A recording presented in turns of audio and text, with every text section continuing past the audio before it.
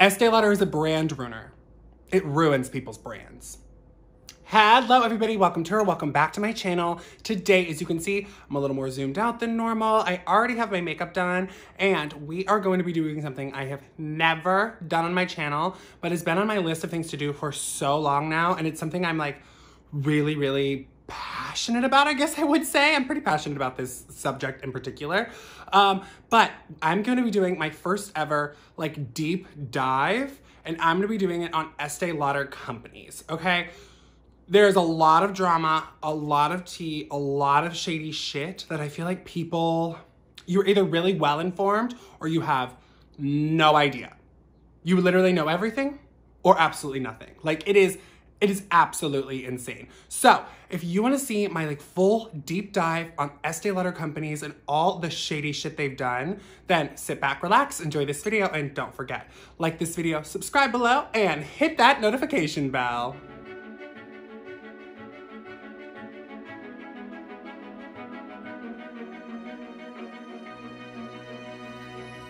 Okay, so I'm like sitting on my ottoman in my living room. This is where I always film. And it's impossible for me to hold my coffee and my computer at the same time. So I am just gonna grab my computer and we're gonna start diving in. So I just wanted to break this down. This video is gonna be broken up into more like a series, probably 2 or 3 parts, possibly more, depending on how long the other videos are gonna end up being. But today is part 1. Part 1, we're gonna be covering just like a few things on the brand. We're gonna be covering a little bit of history on Estee Lauder herself, the namesake of the brand.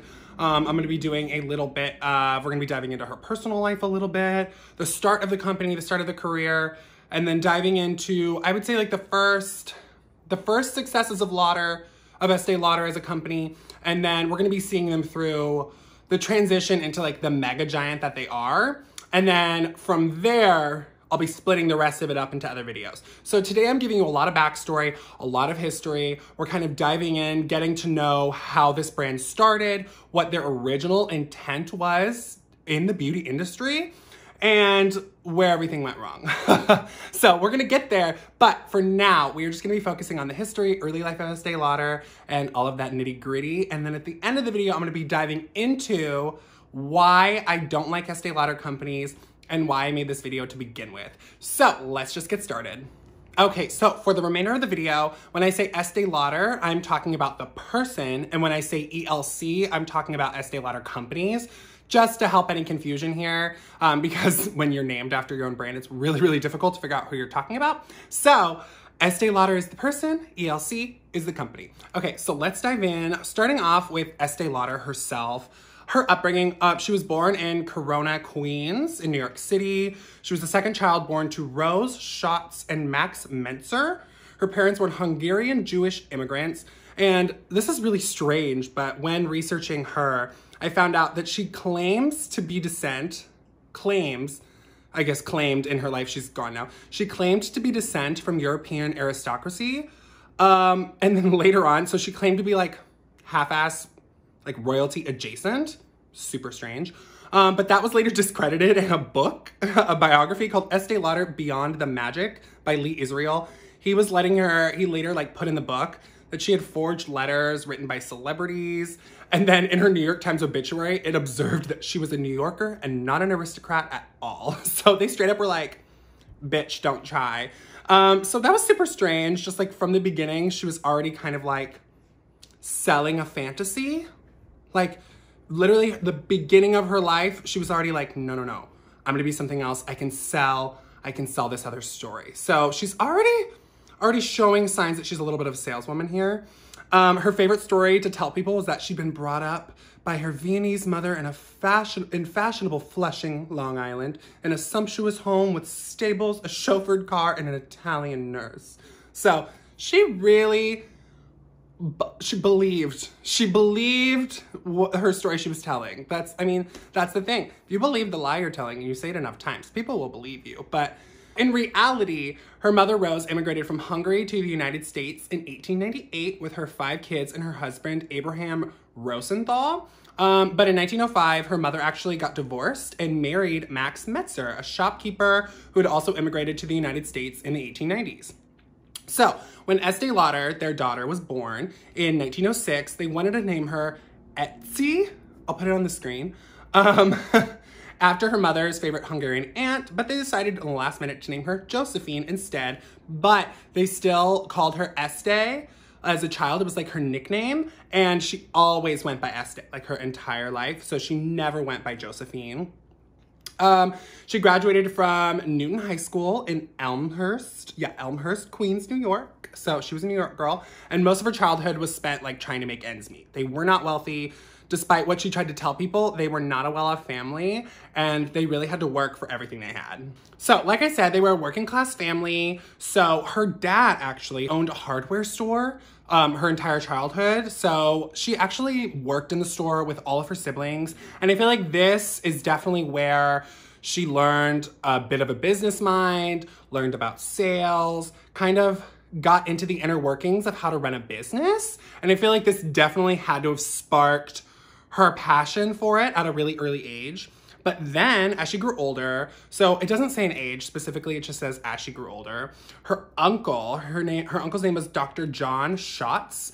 I think doctor because he had a PhD. I think he was like a chemist. He was a chemist, and his company, New Way Laboratories, sold beauty products, lotions, rouge, and fragrances. So her uncle was actually already kind of in the cosmetics game, more or less in the beauty realm in the early 1900s already. So it was already slightly in the family. It was in the blood a little bit. So she became a lot more interested in this business than her dad's. I mean, who wouldn't? I guess it's to each their own, but I personally would much rather work at the cool cosmetics laboratory than the hardware store. So, but that, yet again, to each his own, because I can have a damn good time in a Lowe's or a Menards. Fuck Home Depot. That's a video for another day. But, okay, so she much preferred working with her uncle at his cosmetics lab, and she became super obsessed with watching him create these products. So, in this time, she became obsessed with beauty, and her uncle taught her, this is like noted in her thing, taught her how to wash her face and do facial massages. So this definitely planted that seed. She's getting all of this knowledge. She's learning technique. She's learning how to take care of her skin. And in this, she's thinking, okay, how can I take this knowledge and spin this? Oh my gosh, if I can talk. How can I take this knowledge and spin this into something of my very own? So we're gonna skip later in life. She's in her like early 20s. Estee Lauder met her husband, would-be husband, Joseph Lauter, Lauter. I note this for a reason. When she was in her early 20s, on January 15th, 1930, they were actually married. Their surname was Lauter, Lauter, but they had it changed to Lauder, Lauder, for a reason I could not find, which was super, super strange. So it says their first love child, so weird. Leonard Lauder, you'll hear his name again a lot later in the video, and in other videos, you'll hear his name come up just all the time. He was born March 19th, 1933. The couple actually separated and divorced in 1939. Estee moved to Florida, and then 3 years later, they actually were remarried, and then 2 years later, they had their second son, Ronald. So Estee and Joseph remained married until his death in 1982. So they were married for a pretty long time. And she later talked about how she regretted divorcing him and just thought the grass was greener on the other side. I got married when I was too young. And she went on record saying he was the sweetest husband in the world. So cute little story there. I love that. Next, let's move on to the start of the career and the start of the company. Okay, so at the start of her career, Estee Lauder, to jumpstart, this is before the Estee Lauder company has been established. So I think this is in like 1940, like early 1940s, late 1930s. Estee Lauder named one of her uncle's like creams, one of the creams he made in his laboratory, the super rich all-purpose cream, and she just started selling it to her friends. She was just going around to all her girlfriends being like, y'all, you need to try this. Let me show you how to wash your face. Let me show you how to do facial massages. Let me show you how to make this cream work the best it can, okay? So she was out there peddling this cream. She was selling it like crazy. She sold 6-in-1 cold cream. If you've been around for a while, you know what a cold cream is. They were super popular forever. And then one day, so this woman named Florence Morris, if I can talk, Florence Morris, she owned this salon called the House of Ash Blondes.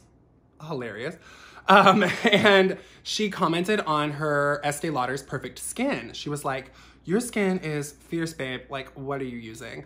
And she told her, she was like, I have this cream. It's amazing. You need to try it. Well, Morris was so impressed that she started selling it in her salon and her new salon that she was just about to open. So this really like started to spark the ideas, get things going. And this is where Estee really started to take off with this stuff, okay?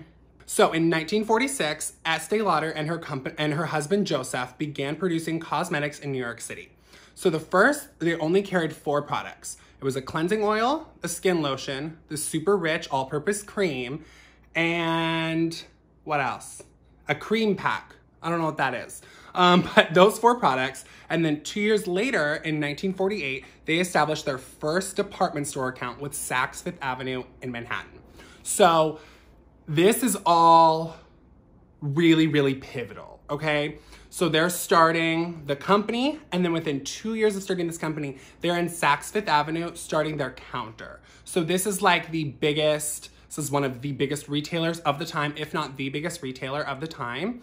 And this is where they started their first beauty counter. Now, makeup counters blew up from here, okay? This is something that wasn't in my research. I just knew this. I've worked for Estee Lauder companies in multiple facets through multiple brands of theirs. But I learned that when Estee Lauder started at the counter, what made her so successful was sampling. She was the queen of a sample. A demonstration. She was the demo on the back of the hand. Those demos that we see on the back of the hand on the face. Look at this one, look at this one. That was her. That was her brainchild. She was like, if I can show you and you can see an instant difference, if you can see this, it's something you can see, you can touch, they want to buy it. She knew how powerful that was. And that is something I must commend her for, okay? From a business standpoint, that is incredible. Sampling changed cosmetics. Genuinely changed cosmetics. It is the standard for people now. Like, I want a sample of this, I want a sample of that. That was like, people went to the makeup counter to get a sample before they bought it. This was how they got people in. You bought a couple products, they give you a sample of something they thought you'd like, okay? This is huge here, okay? I just really wanted to bring that up. So 1948, they opened their first counter. She is taking off, okay? It has gone super, super well. Hello everybody, Editing Blane here. I just wanted to get on here. I forgot something that's really, really important. So in 1953, Estee Lauder actually announced her first fragrance, Youth Dew. So it was actually kind of looked down upon for women to buy fragrances for themselves in the 1950s. It was quote unquote not proper. So men always bought fragrances for women. But Estee Lauder didn't market it as a fragrance, she marketed it as a bath oil. And because of that, women, it wasn't weird for them or looked down upon for them to buy it for themselves. So in the first year, it sold 50,000 bottles. And by 1984, that figure had jumped to 150 million. So this product cemented Estee Lauder's success. So over the next 15 years, they expand the range and they continue to sell their products all throughout the United States. They have complexion products, more lips. They're really going in. They are starting to build the empire at this point. So in 1960, the company actually started its first international account in a London department store, Harrods, which I've heard of. And following year, it actually opened up an office in Hong Kong. So they were international relatively fast, especially considering the time, the industry, cosmetics was not what it was at the time. So this is really, really impressive. Okay, so in 1964, this is when Estee Lauder starts to kind of diversify the business a little bit. So at this point, they've just been Estee Lauder. That is it, the only brand they're selling, carrying, like taking care of.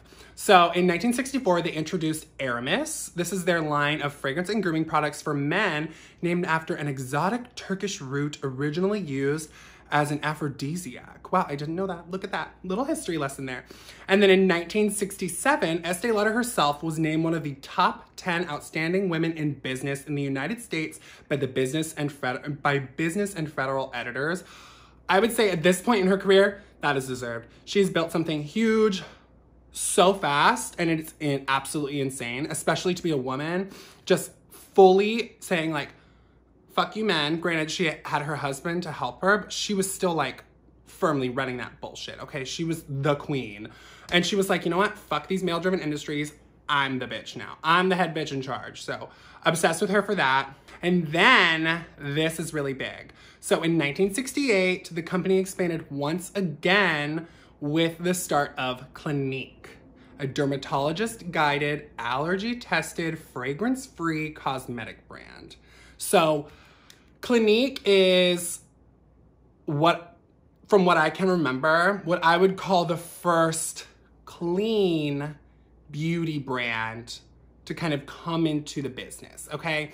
It really started this dermatologist-tested, fragrance-free, clean beauty thing. Whether or not we want to admit it, like, they started it all. And in the 60s, Clinique was huge. It was so different from all of the other makeup that was on the market, okay? Everything was saturated color. It was blacks, it was browns, it was blues, it was just not quite as natural. And Clinique came in and they were like, no, no, no. We are super clean. We are about skin. We are about looking your best and looking natural at the same time, okay?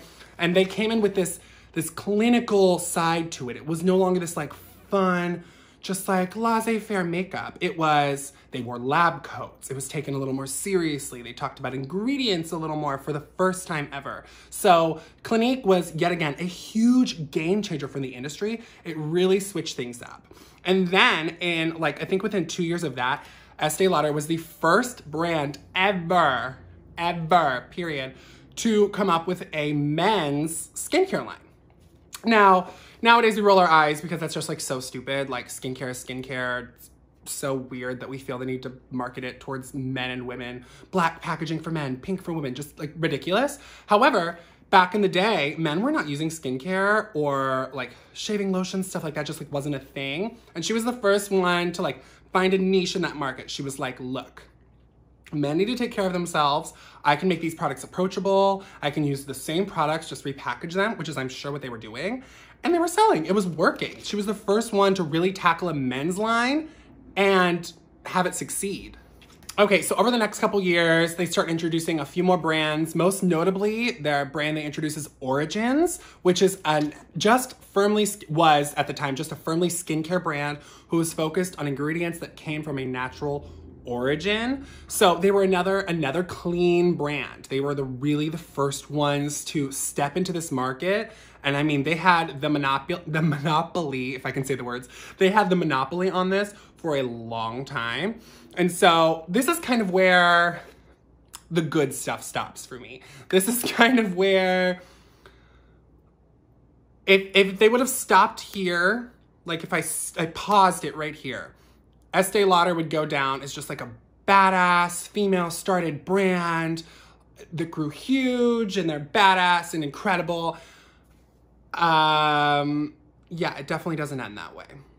Okay, so this is definitely where my love affair for the brand kind of stops. So in the mid-early 90s, Estee Lauder started acquiring quite a few brands, and looking at the brands they acquired, it looks pretty suspicious now. So in 1994, they make their first investment in MAC Cosmetics. So they invest a lot of money in the brand, buy a large share, but they don't own majority share at this point. At this point, they're still owned by the two owners, Canada-based brand. They're amazing. But in 1995, so just a year later, they actually fully acquire Bobbi Brown Cosmetics. They purchase, I think, 51% of the company, and Bobbi Brown's still creatively in charge, but financially no longer. So they take that over. And then the same year, they actually acquire La Mer, which is a really, if you haven't heard of them, they're a very high-end luxury skincare brand. And then within 2 years, they fully acquire MAC Cosmetics, and they acquire Aveda and Jo Malone fragrances. Okay, Jo Malone London. So within these, how many years is it? Just 5 years, from 1984 to 1999, they've acquired their two biggest cosmetic competitors, MAC Cosmetics and Bobbi Brown Cosmetics, huge powerhouses in the industry and direct competitors to the company. Aveda, a naturals hair and skincare brand, a direct competitor for Origins and Clinique. They get Jo Malone London, which is a direct fragrance competitor for Aramis and Estee Lauder. And then we have La Mer, which is a huge, I don't know if they're, I mean, they're pretty big. They're a big luxury skincare brand. And so they've diversified. They've taken their biggest competitors in every section and purchased them. So who's their competition now? So slowly but surely, other brands do start to come up, the L'Oreal, the Coty's, all of those brands start to kind of rise with them. But at this point in time, the late 90s, early 2000s, Estee Lauder was the biggest, just cosmetics giant. They were huge. They owned the brands of the time. And I know it doesn't, for me just saying that, it doesn't seem shady. It's like, okay, they just bought them, no big deal. It's what happens after they purchase the brands that I find issue. Okay, so this is the start of a trend for Estee Lauder. They spend the next 15 to 20 years acquiring as many companies as they can, as many competitors as they can. So I'm gonna flash the names on the screen of all the companies that Estee Lauder currently owns, okay? Look at it. We love it. Take it in. Okay, so I'm just gonna name off a couple of these brands and we're gonna think of all the things, or the biggest thing that they have in common, okay? Becca, MAC, Smashbox, just to name a few. Of those brands, what do they all have in common? They have since flopped. Since Estee Lauder purchased them, when Estee Lauder purchased them, all these companies were at the top of their game in their section of the industry. And since Estee Lauder has purchased them, nosedive. I'm just absolute dumpster fire of shit has happened to these brands. Who cares? What's the last time you heard and cared about Becca Cosmetics? What is the last time you heard and cared about a Smashbox release? I'm waiting. What's the last time we didn't shit on a MAC release? It doesn't happen. What's happened to these brands? What is the common denominator with all of these brands that are falling apart and going to shit? ELC.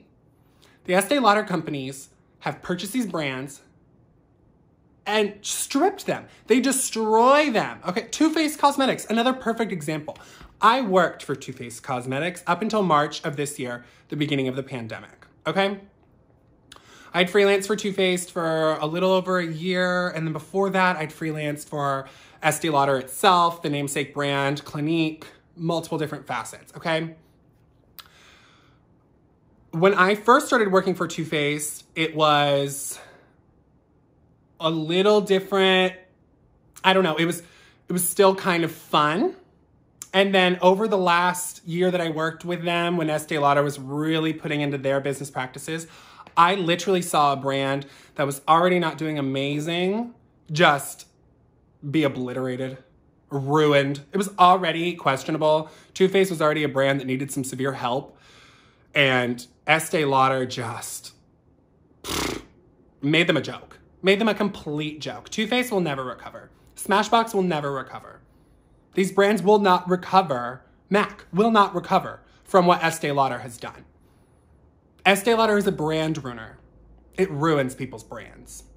Okay, well, this is bringing us to the end of part 1 of my video series. So in the next part, we are going to be tackling the first few brands they acquired and then what has happened to those brands since. You can look at the numbers from year to year, fiscal reports, and there's a consistent trend with what Estee Lauder does to these companies, and it is fucked up. It is just fucked up. So if you guys want to see my deep dives into the acquisition of MAC Cosmetics, the acquisition of Smashbox, Becca Cosmetics, Tom Ford, all of these, if you want to see my deep dives into those brands, then stick around for other parts. It'll be parts 2, 3. I think as of now, it's going to be 3 parts, but this could expand depending on how deep I want to dive into some of these things. Because just doing a little bit of research on Smashbox, and there's there's some questionable things. But that brings us to the end of today's video. If you like what you saw today and you want to see more stuff like this, you want to see a part 2, you thought this was interesting, comment below. You guys, I really love to hear from you. Thumbs up, thumbs down. Let me know what you guys thought of this video style. If you like the deep dive kind of thing, if this is fun, if it's interesting, if it's boring, please let me know. I had a lot of fun making it and I think it's super interesting. But what I think and what you think are not always the same things. But like I said, end of the video, comment below, thumbs up, subscribe, ring the bell, and I will see you guys in the next video. I love y'all.